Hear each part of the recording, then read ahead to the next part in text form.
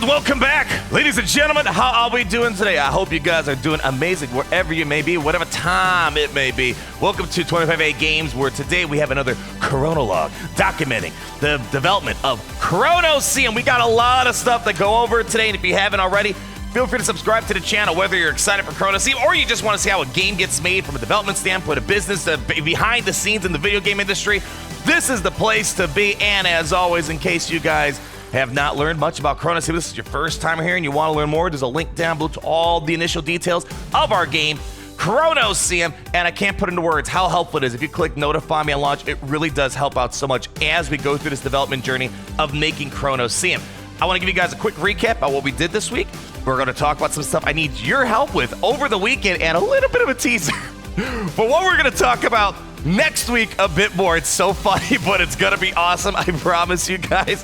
So, real quick, as you guys probably know, earlier this week, I released a video on a brand new, look at this beautiful being right here.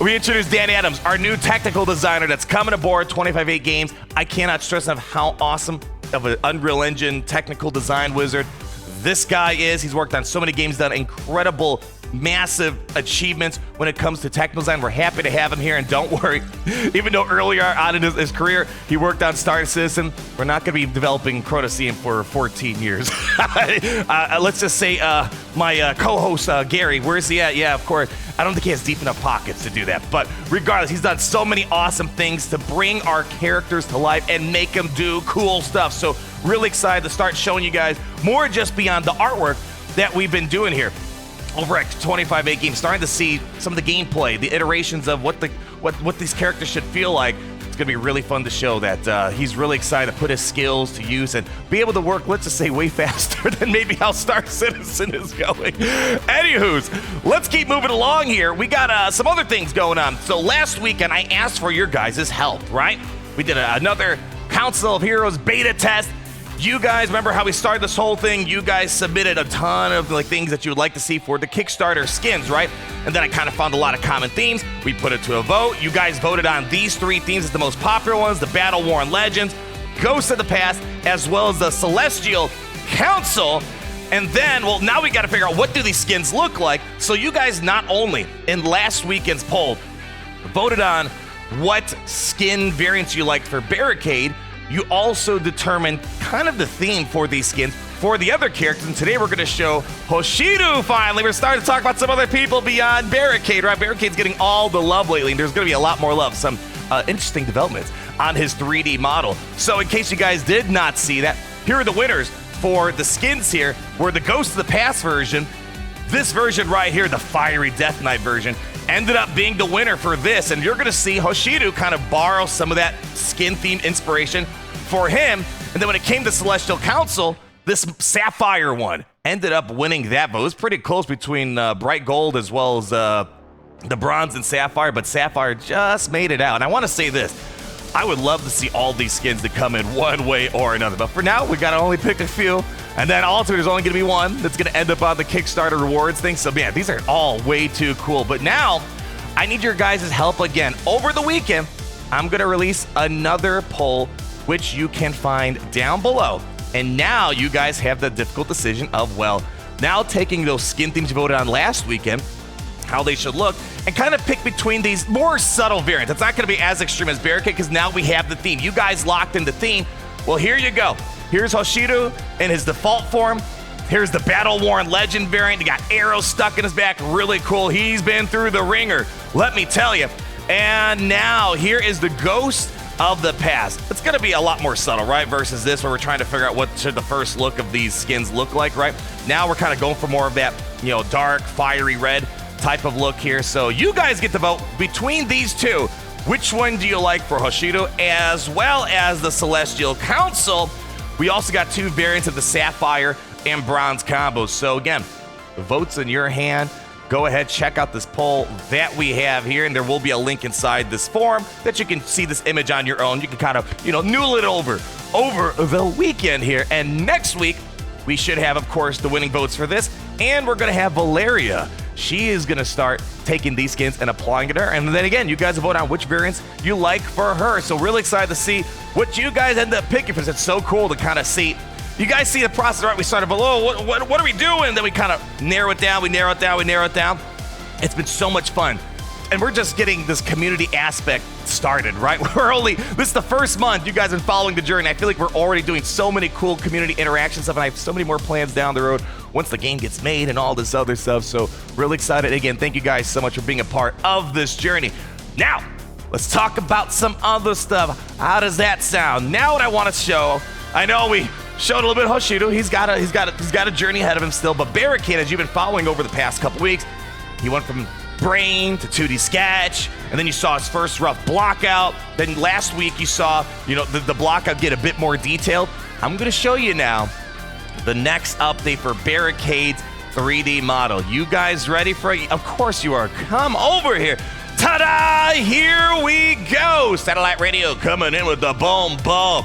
Here's what we have, and I'm not gonna lie.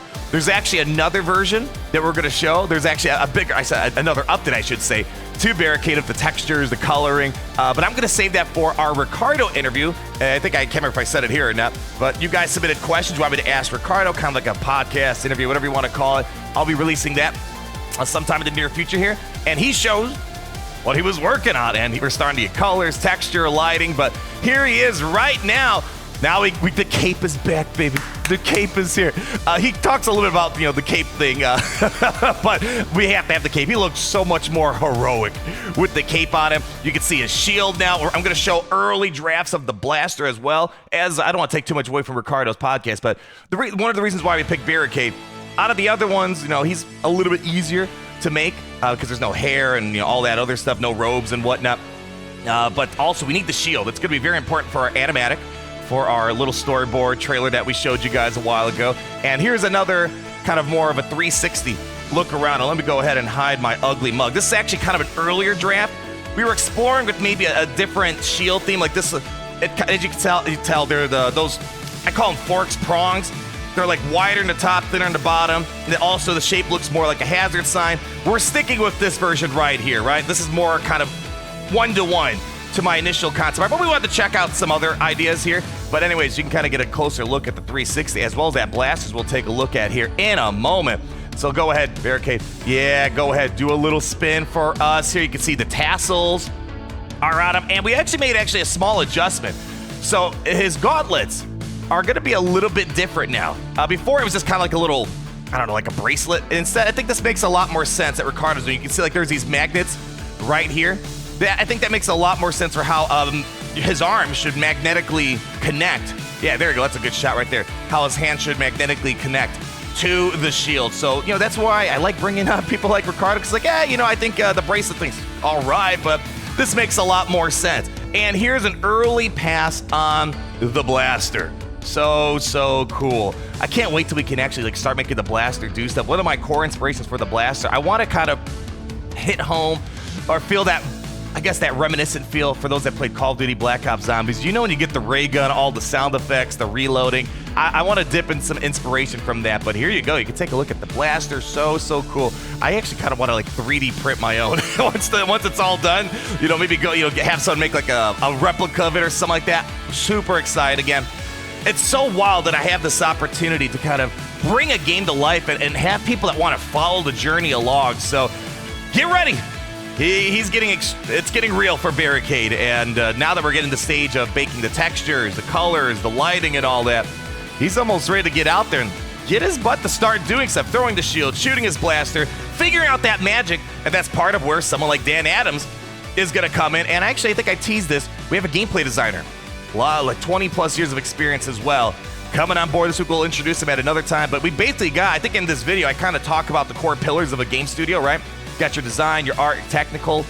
We basically have that covered now for the start of our indie studio. So we got a lot of wizards cooking in the kitchen, doing some crazy stuff. So, man, I'm kind of at a loss of words how cool this is to me. But, we got some more cool stuff this show. So, Parker, he's grinding away at the environment, Ashen Crossroads, working on, again, filling out the rest of the environment, putting textures on all the buildings, all that fun stuff.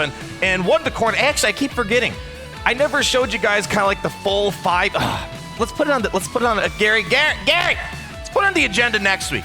I'm going to show a much older version. Like, I'm talking like back in June before Parker, Ricardo, all these awesome people came on board the 25A games. A super early version that showed the general layout and feel of Ashen Crossroads. Anyways, there's a part of the map where you have this kind of like this hotel in the background. This was it right here. And actually, the hotel has a lobby that you can enter. We're not going to worry about that for this first part, working on the trailer and stuff like that. But anyways, here's where it kind of started off as, and this is where Parker's at right now after doing all the texturing, all that fun stuff. And he might pull a little bit back. He feels like maybe it's a little too worn down, but we'll see how it's not going to be too much different from what you're seeing right here. Because remember, Ashen Crossroads is that violent fusion between the ruins of Rome as well as the ruins of some sort of post-nuclear modern metropolis, right? Hence, Ashen Crossroads. You know, two worlds crossing each other, right? So really cool to see this. So just, again, showing you some other parts of the map, because you've been seeing a lot of, more of the Roman inspiration, the columns and whatnot. And, of course, no game is complete unless... Oh, you're going to talk about the police car. I forgot that. No game is complete unless you have rocks. Look at the rocks, baby. The rocks are looking so good. You can judge a game by the quality of its rocks. I don't know if that means anything. But anyways, there's a lot of rubble, right? A lot of broken, ancient Roman Colosseums, broken buildings and whatnot. So, things like that, all these little details have to get done to bring the world to life. Now, here's kind of just more of an aerial view of it. Look, more rocks down there, baby. Now, there's a police squad car. They probably caught you off guard. I kind of flew right past that. So, in the Ashen Cross, and again, it's probably partly my fault. I never got to show you guys the full early view, a super ultra extra early version of Ashen Crossroads. But if you saw in the early, in my announcement video, I showed a little bit of it, right? There's a lot of suspended vehicles, columns floating. We have, and this is going to be important for when we talk about the animatic draft that we have right now. Well, it's going to be important because it starts off with zooming in on a police car, right? And then it zooms out. And then you can see, whoa, this world is messed up, man. What is going on here? You have all this Roman stuff. You're inside of a city. It's pretty wild. So the police squad car is kind of important because, it kind of leans into the modern metropolis, but also it's sort of where we're going to start off the animatic, and that we're going to talk a little bit more about next week. And in case you guys do not recall, we talked about this little storyboard in last week's update. So I guess there's technically more that I haven't shown yet in today's video, but we've already got sort of, gosh, I laughed so hard when I saw the draft, right? Because we all are just so used to just seeing like the high polished trailers at the end, but no one, this is, I think, what's so fun about this journey. I think we have a special relationship between us where we're all open Komodo around here. You can see from the very early beginning how things look before you get to that super ultra polished look towards the very end here. I was laughing so hard, especially when we're staging out Hoshiryu, Valeria. It's all just mannequins right now plugged in. They're all just T-posing away. I don't want to spoil too much. I want you guys to laugh as much as I did. Let's see the start of it, and then I guess it kind of gives you a reference when you finally see the final product. You can see, whoa, look at the crazy transformation. But anyways, we already have the loose animatic finish, but I figured it's better for its own video rather than trying to tack it on here towards the end. So anyways, people, a lot going on from our environments, right? The rocks are rocking. We have, buildings coming to life. The 3D model for our first characters coming to life. I believe Hoshiryu is actually going to be the next one. Once we're done with all the textures, the lighting and whatnot, I believe he's the next one. I'll have to double check our schedule if that's what's up next. I'm pretty sure that's it because let's just say people are excited to bring some samurai action into this game. And again, please, there's a link down below. I would love to get your feedback on this, your input. It's so much help. It's awesome to have people kind of be a part of this journey in whatever way possible. Man, oh man, exciting stuff. Everybody, again, thank you so much for stopping by for this little chronologue here. And as always, if you haven't done so already, there's a link down below. Feel free to check out all these initial details. I actually got to add Dan Adams to this now that I think about it. And click on Notify Me on Launch. Helps out so much. And of course, leaving a like on this video, commenting down below, subscribing so you're not missing a thing. And always remember, my friends, oh man, a lot of exciting stuff coming around the pipeline. And it makes me want to say how it's great to be in the Kronoseum today.